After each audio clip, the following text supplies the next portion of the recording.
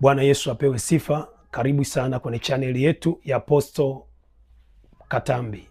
Kwenye chaneli hii leo tutazungumza kwa habari ya marufuku iliyobebwa katika uchumba.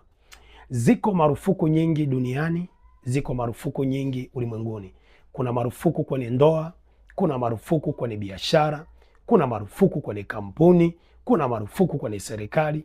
Ndivyo ilivyo katika ndoa, katika mahusiano ya uchumba. Mahusiano ya uchumba yamebeba marufuku. Naposema, unaweza kusema mtumishi, unaongea nini? Unaweza ukamshirikisha mwenzako mambo yote ya uchumba.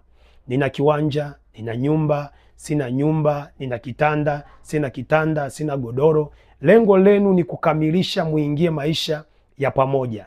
Lakini kuna marufuku moja hutakiwi kuifanya kwa wakati wa uchumba. Watu wengi wamekuwa kiingia kwenye uchumba kwa muda mwingi sana, na hatimaye unakuta miaka 3, miaka 4, na hatimaye nafika kipindi chumba zao zinakuja kuvunjika. Umetumia muda mwingi, umejaribu kumbembeleza, ameshakulia hela zako. Siri moja tu ulipokosea ni marufuku inayofundisha siku ya leo. Unapoingia kwenye uchumba, hauruhusiwi kufanya tendo la ndoa na mwenzako. Hauruhusiwi kufanya tendo la ndoa na mwenzako. Wewe binti, wewe kijana kwenye uchumba, hauruhusiwi kufanya tendo la ndoa na mwenzako. Tendo la ndoa haliruhusiwi, maana hilo ndilo ambalo litamshawishi mwenzio kuwa pamoja na wewe. Hilo tendo la ndoa ndilo litamshawishi huyo mwanaume, mwanamke kuwa pamoja na wewe. Unapofanya tendo la ndoa na mwenzio, mwanamke au mwanaume, unapofanya tendo la ndoa kwenye uchumba, maana yake tayari mmeshaunganishwa.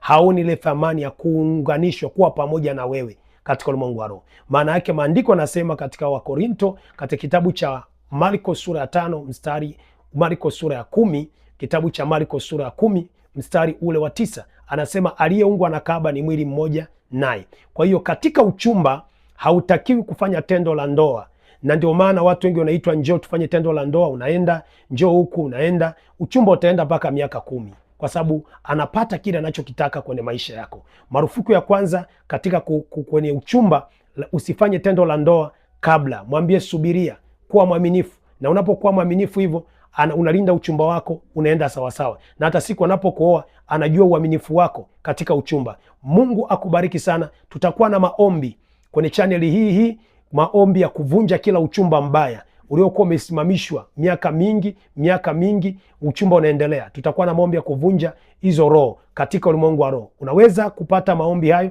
kupitia chaneli hii kwenye mtandao. Subscribe chaneli hii, like chaneli hii. Mungu akubariki sana.